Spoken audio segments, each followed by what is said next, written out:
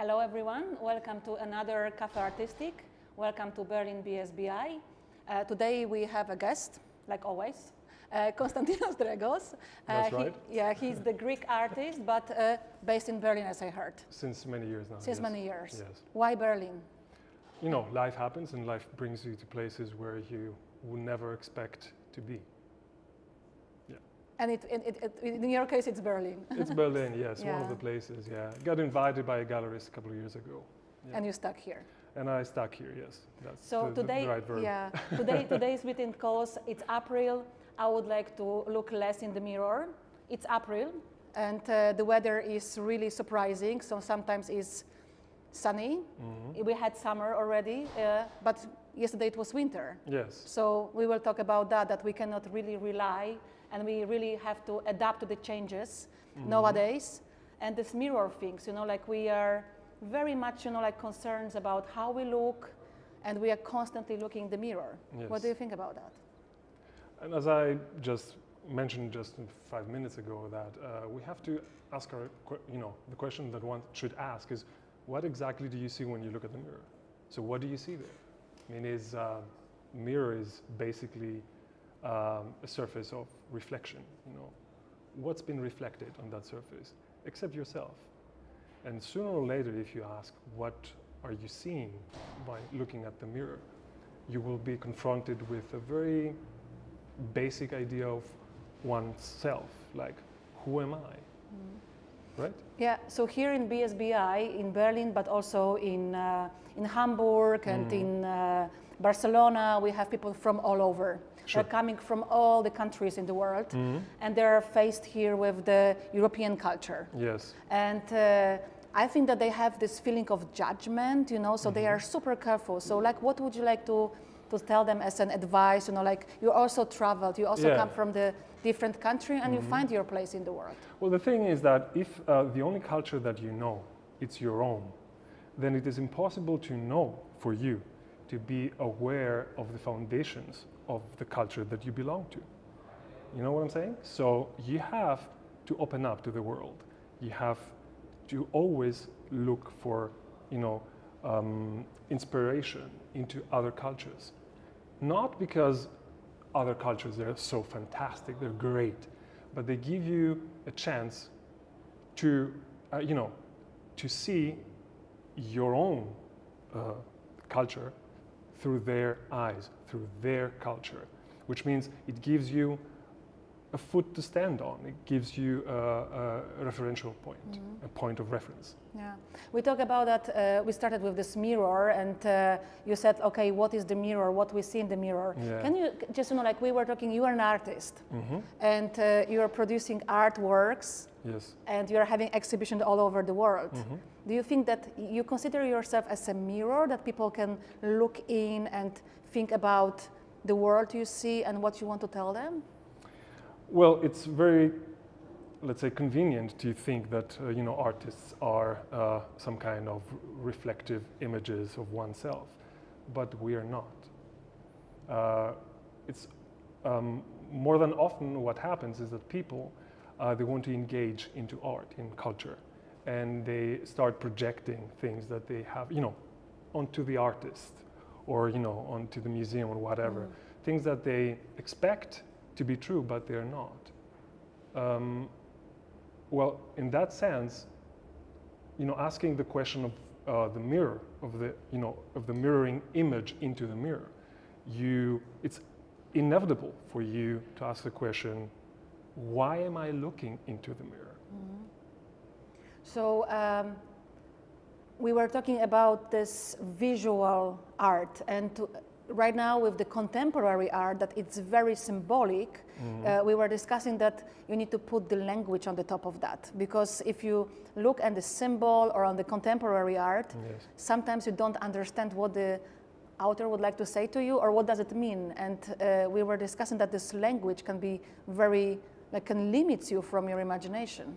Well, first of all, we have to realize that our Western culture is a very talkative, very didactic, very literate culture, which is a great thing in itself, no doubt about it, but it sets the framework for a world within the language.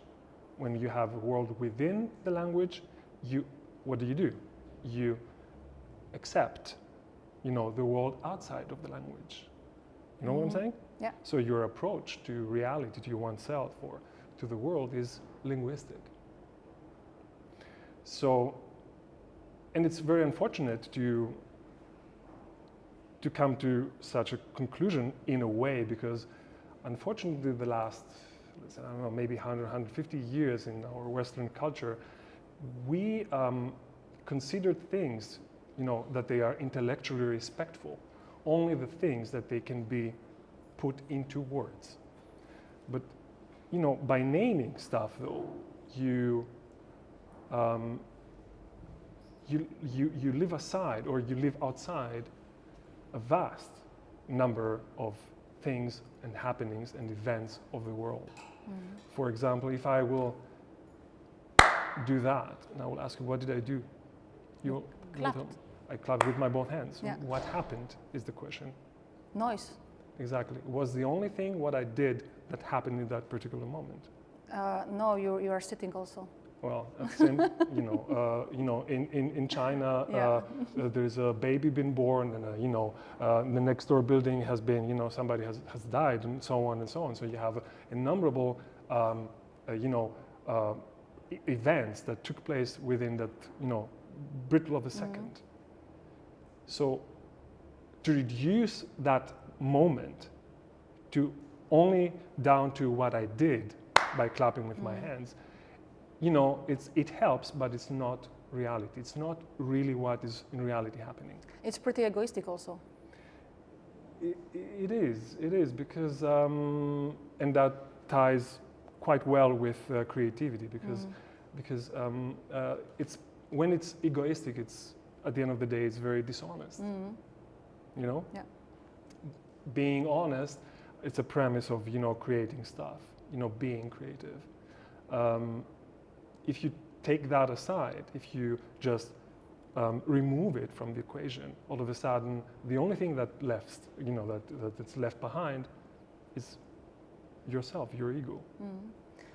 And apropos that, so when we talked, you said that you started with the poetry and the music, and then something happened in your life, and right now you are a visual artist. Yes. But when you are an artist, or when you are a creator, you always end up with something at the end. It's like some artifact, some output, product. A result. We can call it again language that limits that. But it's always like part of yourself in that. Like you're exposing yourself.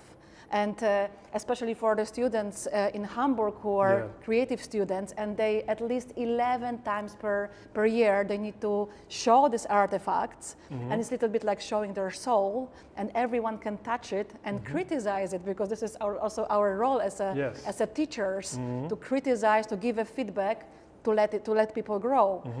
But it's also very fragile subject. So you were students yourself, and right now, from experience, as a person who had lots of exhibition, and people in the real world, let's say, they're not always so gentle. So how you are dealing with that? How to cope with the problem? How to cope with that? Of people not being able to be, let's say, I don't know, kind. Kind, yeah. No, but sometimes, one person can say that, oh, it's a brilliant, construction. Yes. This bottle and cup is perfect, and someone is coming from the completely different perspective and say, I never seen something so ugly. Well, it's totally legitimate when it comes from, the people that it comes from, and if it's honest, it's even better. When it is honest, it's even better. So I would just say that exposure is very, very important, and I'm now talking to students. Exposure is very, very, very, very important. I call it, an output, and you need chances in order to present your work, your results into matter. They're not going to be your ideas that you have implemented into, you distilled into matter. It will never be that, but it will be some kind of representative, some kind of a vicarious existence of the idea that you had and you try to realize, try to implement. So more often you do that in your life, the closer the distance becomes.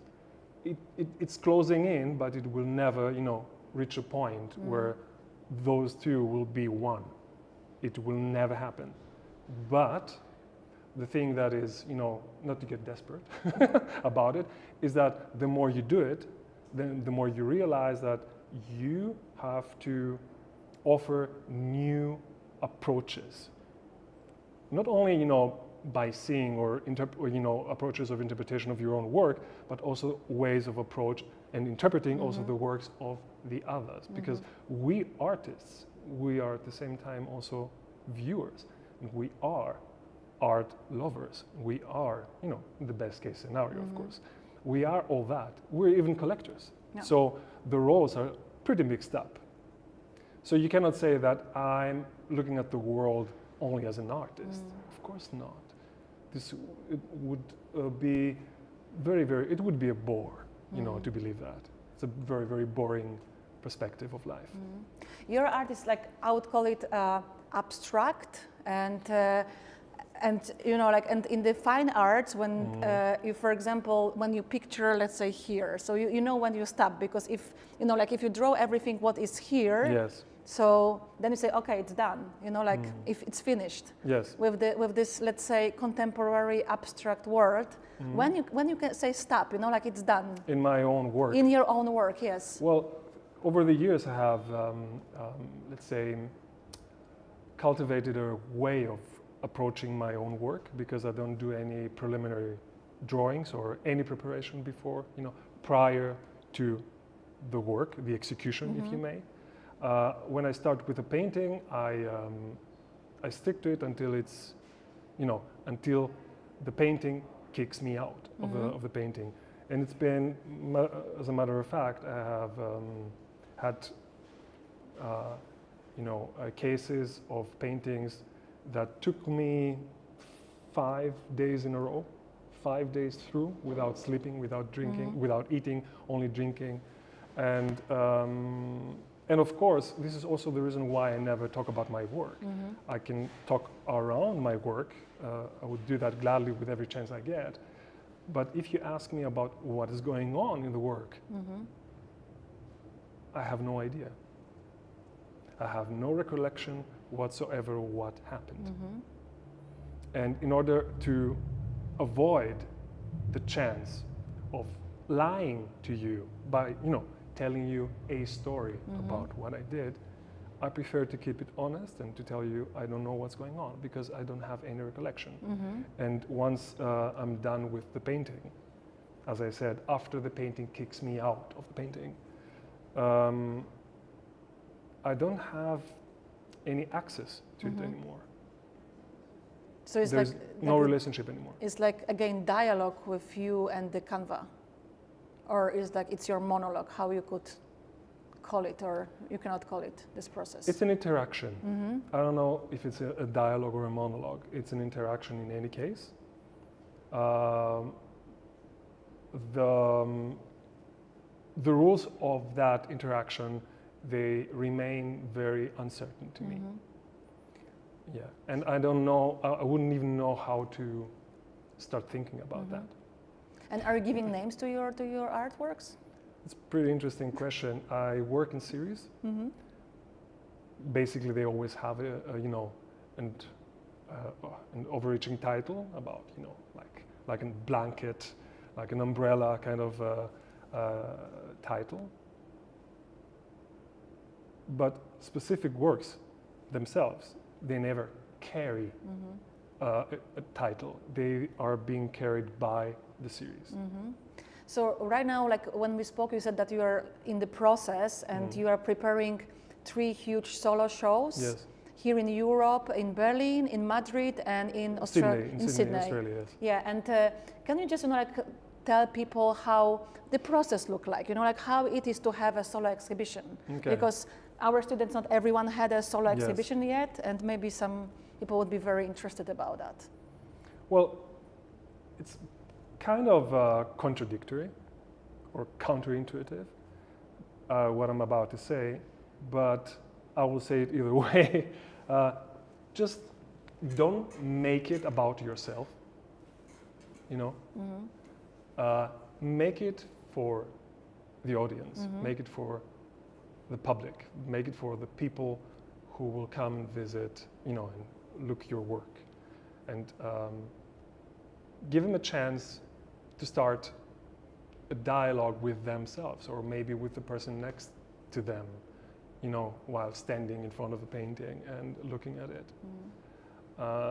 It's rather annoying trend going on the last couple of decades, and it's been increasingly being very, very dangerous. Is that, you know, the conception that, or the concept, the idea that the artist's work is the artist himself or themselves, which is something that cannot be far from the truth.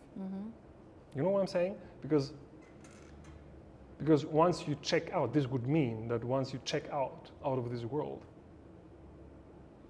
everything that you made, you have taken with you. Nothing is, you know, been left behind.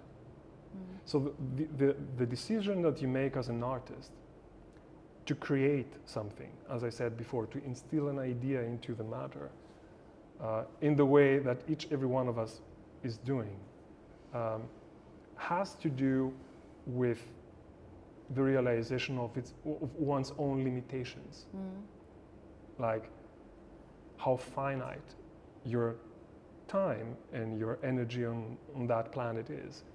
And yeah, don't panic, just use it in a smart way.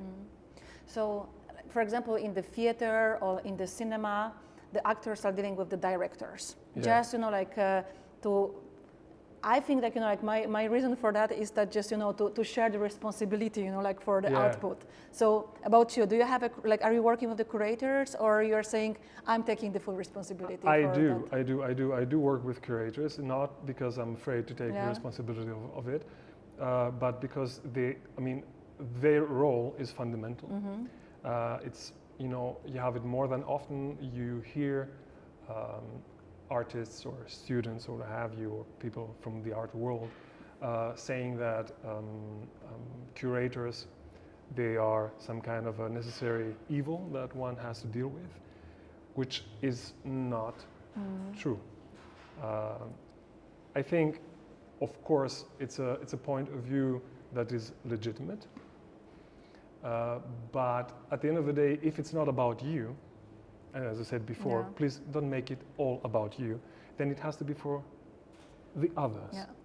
So the curator is another person who will hopefully, in the best case scenario, will carry you out. You know, just artists, they are always searching for ways out, for the exit, for the next exit. Like, is it turn left or is this turn right? And when we are talking about this cooperation, you know, like curator-artist, right now you are working on the solo shows, but you're also part of group shows, it calls. So like you had to cooperate with the other artists. Like from your perspective, you know, how is it, you know, to be put it, you know, like this output results with the comparison with other artists? How does it feel? I don't compare myself with other artists, neither do I compare my work with the work of other artists. I don't do that. It's a fatal mistake. Just don't do that.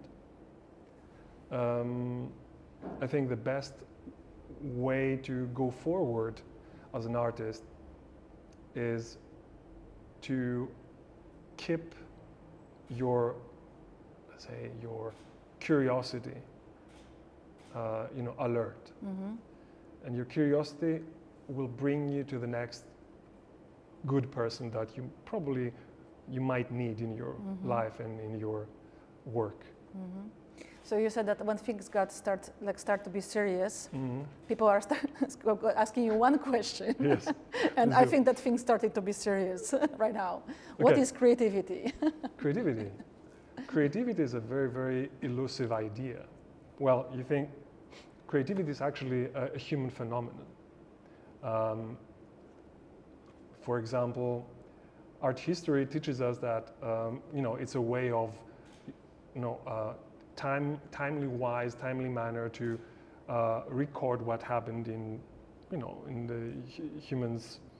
humankind's history. And creativity is only an expression of something that is so hard to pin down. There are ways, I can offer, a number of ways of getting closer to what creativity might be. But if you're asking me to give you a certain answer, I will tell you, Monika, I'm very, very sorry, but I cannot deliver such an answer. But what I can tell you is that creativity demands a lot of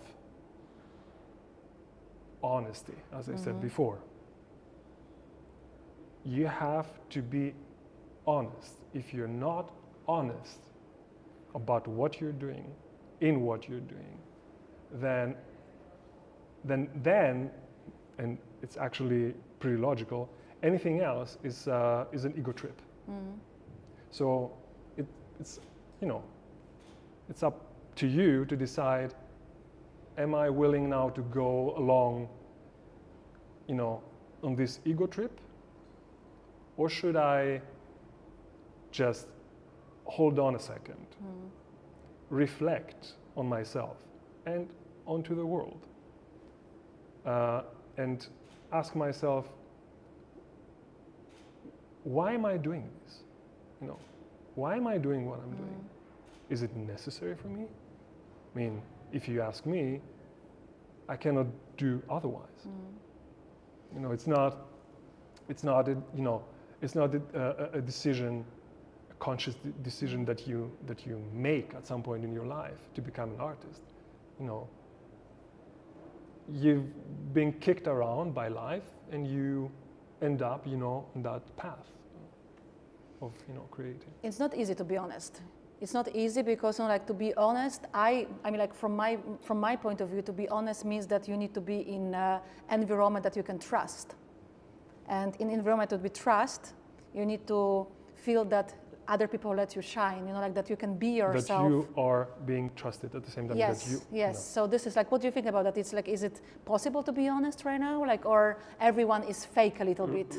Right now or in general? In general, not, because I don't see that there is much difference between now and 5,000 years ago. When I'm, to be honest. Honesty is actually tough for the people who cannot do it. For the people who are honest is the most, is the easiest thing to do. You're just being honest.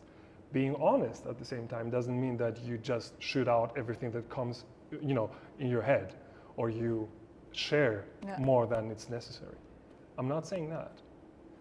I'm not saying, to be honest, how can you say that?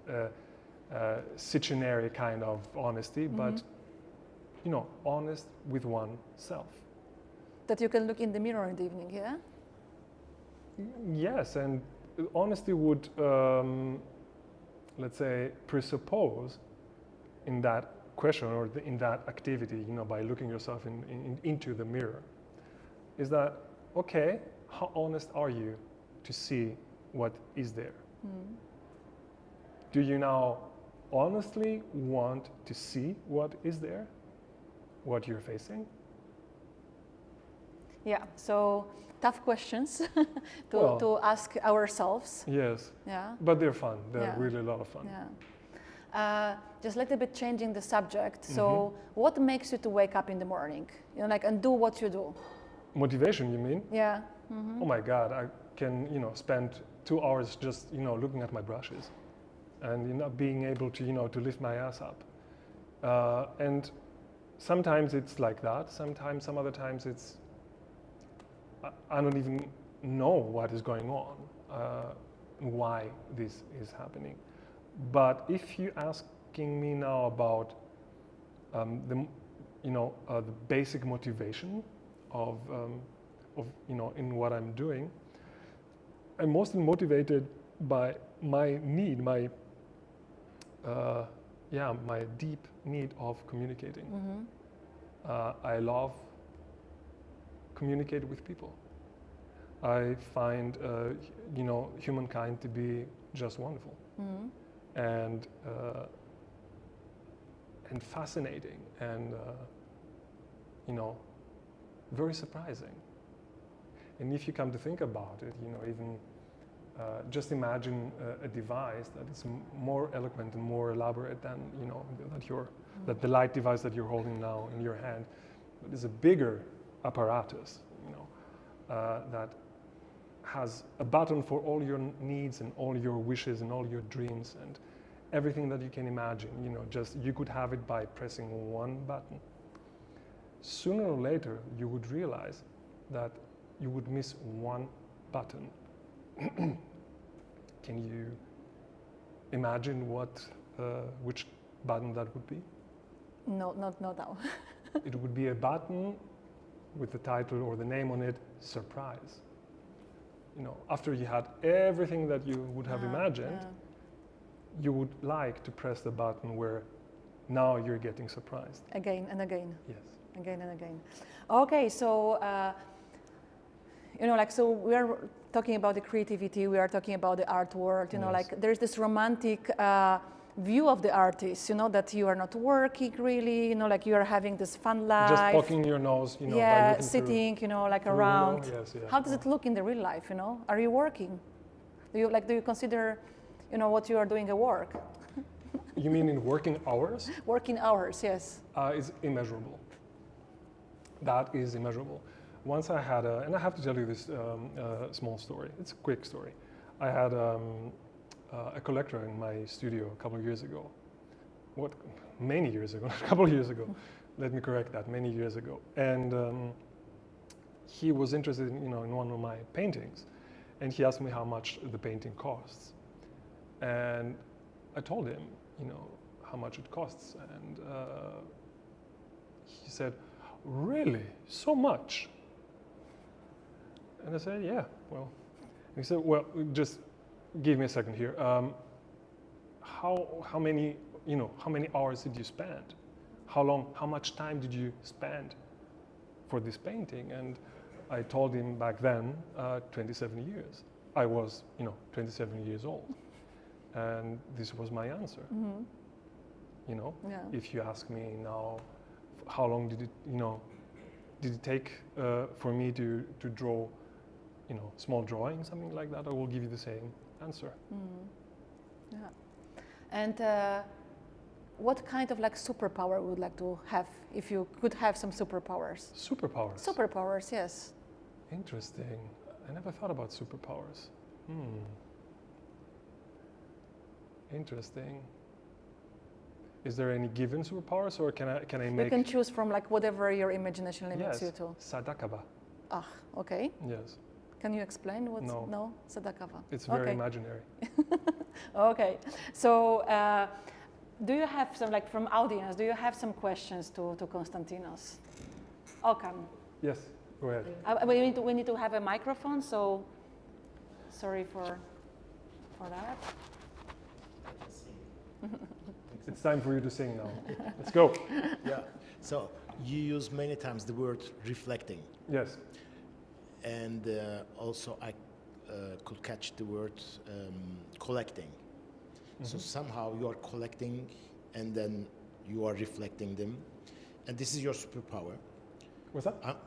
This is your superpower, actually, that I'm jealous of, because I cannot perceive things like you do as an artist.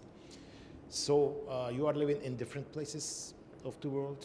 So do you think that you have just a filter that you are using while collecting and reflecting?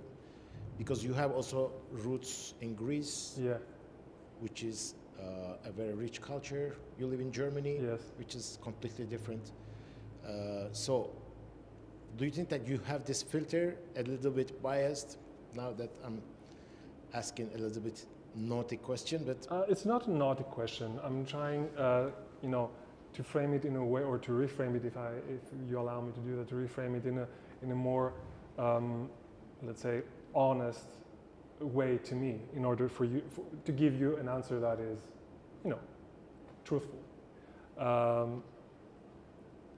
If you're asking me if I consider myself to be some kind of membrane of the world that is pulsing every time that something happens, or like a seismographic device that is going like that, like every time that earthquake is hitting, you can use all these examples to reinforce your, let's say, your point, but I would still go back to what I said before and answer to you, I have no idea. And the truth of the matter is that you cannot really know. Why? Because unfortunately, knowing something today, it means something that you can translate into language. If it doesn't allow itself to be translated into language, then it doesn't exist. Then it's not intellectually respectful. You know what I'm saying? Yeah. So it would be kind of strange and ironic for me to take the stance and give an answer to your question, or to your remark even, because it would be dishonest from my side, on my side maybe, better to do so. And we are, language is a wonderful thing, but we often, more than often, we exaggerate its value, because there are things that we cannot name, which of course doesn't mean that they don't exist, right? We discussed it. Yes, Yes, just a few minutes ago. For example, you have the the spectrum of light, of the light that the human eye is able to catch. If you look at this, let's say, diagram, you have a gray bulk going plus minus to the right and plus minus to the left, which on each side is ultraviolet and infrared. In the middle, we call it the middle, scientifically, scientific horror, we call it the middle. So in the middle there is a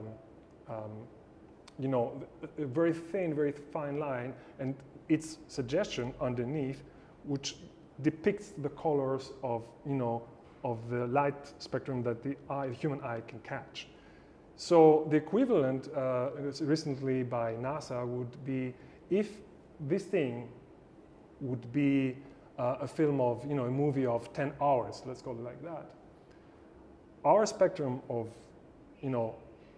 of visible colors, of visible light, would be 0, 0, 0, 0, 0, 0, 0.2 of a millisecond. So you see now, I had to, just don't quote me on that number, maybe it's 1 0 less or more, I don't know, but it's more or less precise. But imagine that there is a vast universe outside that we are completely unable. We're not disabled, we are unable to perceive without instruments. Of course, you have science doing the work of, you have innovation, ideas, crazy ideas from scientists coming back and forth. But just imagine, you would need one person who would be capable of imagining something that is not there first, before, prior to anything. It's not that they knew that they are there, they're infra and ultraviolet and infrared, they imagined it first. They said, well, if that equation sits well, then that would mean that, but we cannot see it. Let's make a device and let's experiment with it. And all of a sudden you discover a new whole world that you cannot even perceive. So how can you expect to have an adequate perception of the world as it appears to you through your nervous system and your let's say the magic word soul, if your perception is limited to 5 senses? I'm asking you, give me an answer. How can you do that?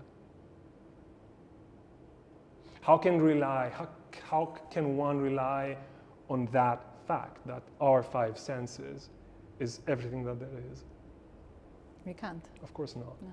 And then we go back again to that what we said before, name calling. Yeah. I'm not saying now name calling in a bad manner, but name calling like this is a table and this is a bottle. And if I go ahead and ask you, dear Monika, what is a thing? You won't be able to have an answer. No. What's your name? Claudio. Claudio. And I will ask you, what is a thing? Can you tell me? Yeah, this question reminds me of something called reductionism. That's the reason why I Kadir? was gonna. Thank you. Yes.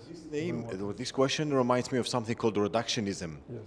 Because if you want to define something, reductionists in general, they go from the macro level to the micro level. Like, for example, we exist. In fact, at the end of the day, we're just emptiness. We're just subparticles at the end of the day, subparticles of substructure of substructure of substructure, and it's infinite. And that's my next question: what is reality? How do you define? I'm very interested in your definition of reality and the purpose of life. And the purpose of life. Purpose is a political issue. Like the purpose of life in a way that what is life? Why we're here, for instance. That's a mouthful for me now to chew. Like, Yeah. I will need a couple of hours, but I would just try to make it as not quick but narrow as possible. I asked you something before. Yes. What is a thing? I think a thing it's us. It's the existence. Now you're explaining the word thing through something else. I didn't ask you yet. I asked you what is a thing. If you can tell me what is a thing. A thing is an object. An object is an object. What is a thing? So I don't know. Yeah, absolutely. Well, I will tell you, and like that I will answer also your question. Yeah. Well, the thing is a noun. And now. A noun. It's a word. Okay. It's a symbol. And nouns only exist within the framework of language, right? They are like the lines of altitude and longitude. Very, very, very useful for us, sitting in planes and airplanes and flying from one point to the next. They don't really exist in nature, right? It's not that you would walk outside and you would just fall into an altitude line without seeing it. They don't exist. And this is how it is also with language. We get very fascinated and fixed with the terminology of a word, and we're missing that while doing that, while reducing this and that into words, what do? We reduce and we exclude, right? And when you exclude, there where you have the exclusion, you have friction, right? Yes. So what I'm trying to say, and please follow me into that, I'm trying to say to you that even if I am using a couple of very, very fancy examples, I'm trying to make a point that language has its own limitations. It's a very, very limited, very limited medium, right? The answer that you asked me to give you would serve, the same cause, the same linguistic cause. You get it now? True. So which means the question doesn't make sense itself. Doesn't make any sense at all. For example, if I will ask you, who are you? Right? You will say, I'm Claudio. And what's your surname? What's your surname? Cilavi. Cilavi. So I assume that in Italy there are millions of Claudio Cilavis, right? Yeah, that's true. It's true. Right? Even So this wouldn't be enough to explain who you are. So you get yourself, or you get yourself into a situation here where you realize that although you know what reality is because you live it every second of it, when you are asked to say what it is, you cannot. You realize that if when I ask you, okay, but what I mean is, who are you really? You have no way to explain that. Absolutely. You know why, though. There is explanation for that. Why this is how it is. Can you imagine? The answer? Yes. Why is it like that? What is it? Because we never see ourselves? No, because we are not language. We are not the language. People, we are not language. This is the problem. And this is the reason and the explanation of the issue that we're facing, that we're dealing with. Yeah. You know, we had too much of the good thing for many, many thousands of years. And now the thing occupies us. And it's not evil. You know, it's not that language or technology hates us, something like that. No, it happens incrementally, and it happens by entrapment. We are trapped into language. And to go back to art, art cannot be anything else but, an invitation to get out, to get out of the trap, to be completely out of your mind. This is, in my view, what's at stake here. Coming back to my question, and you already gave the answer. It's why we are so attracted to the art, and it's why it's so teasing for us to go and be exposed to art. Well, I always ask, why do we have even art? Why do we even have art? Why? Why do we have poetry? Why do we have dance? Why do we have theater? Why do we have art? Visual arts, painting, sculpture, what have you. Why do we have all these damn things? Why? And I ask all of you here, why? Why do we have them? And the answer is so profound and so goddamn obvious. It's because language fails. Fails in itself, fails to us, fails in generally. It cannot cope. It cannot, put up with it. It cannot stand it. The scrutiny of the reality is way too heavy for language. Yeah, too complex. Especially that we are all talking the second, we are speaking right now in English, that it's a second language. Well, yeah, that's another additional factor. So yes, just of course. Limits us even more. It's almost incomprehensible what we're doing right now. It's a miracle that I'm saying what I'm saying, and you guys go like, he makes sense. It's almost comical because it's not supposed to happen at all. It's not, although it's not supposed to happen, because language, it is what it is, and you realize once you are 17 years old or maybe a little bit later that each human has its own perspective in life. It's horrifying and a glorifying perspective, and it's so different and so unique. So how do you cope with that? You know what I'm saying? Thank you for that. Do you have, guys, one more question? Yeah. Now that we deal with this language thing, it's just not to challenge you, but just to contribute to what you are saying. I watched a TED talk from a scientist, and then she was mentioning that language is also the local culture, because in Scandinavia... The lack of culture. Yeah, so because in Scandinavia they have 120 words for snow. In Mediterranean we have only one. And recently I read also an article saying that Shakespeare's English is spoken and written with 15,000 words. Victor Hugo's is around 14,000 words of French. Probably Goethe is more, but now it is around 2,000 words that are being used in average. So we are using less words.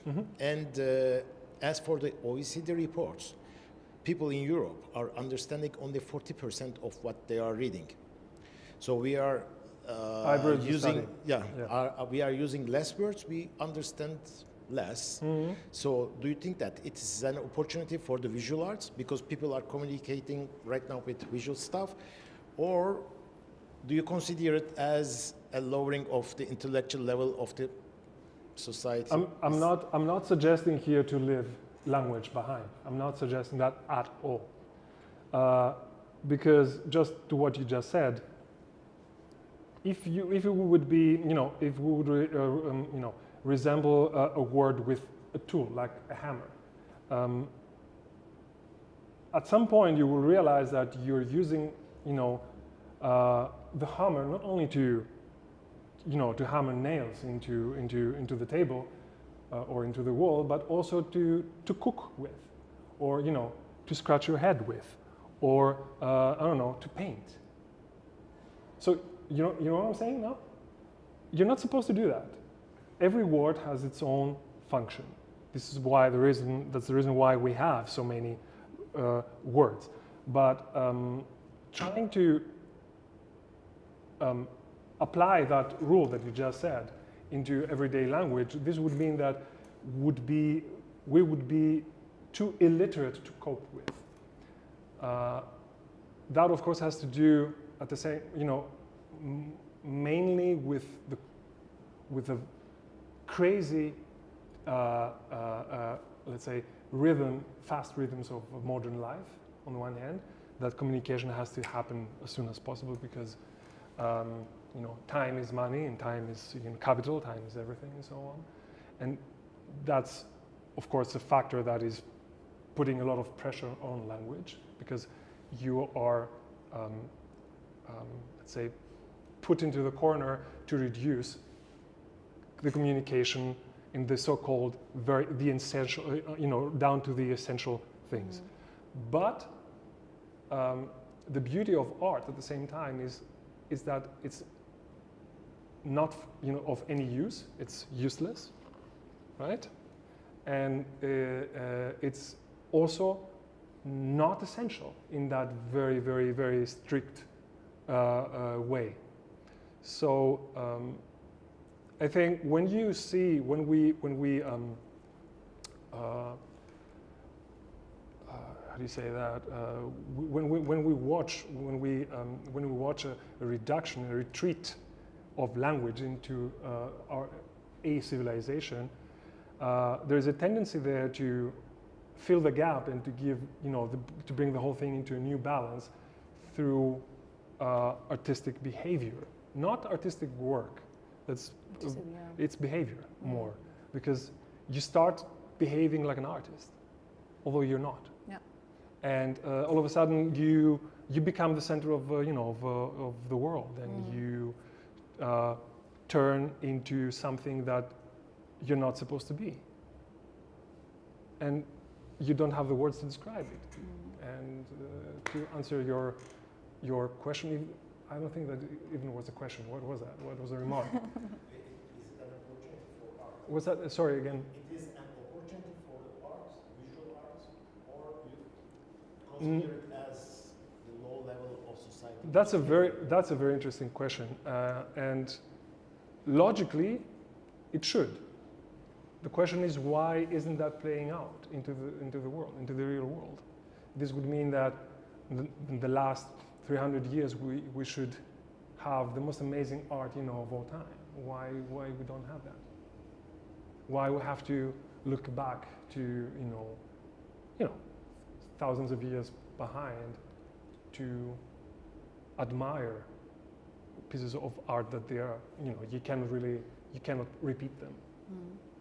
I have a question here from someone who watches us from somewhere, from Adarsh, and the question is, we always see that an art which is created by a famous artist goes really popular. So what, according to you, is more valuable? Artist recognition or art actually?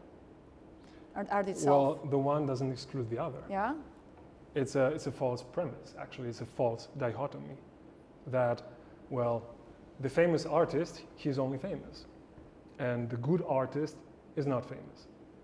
That's not a productive way of, you know, of moving forward in your career as an artist.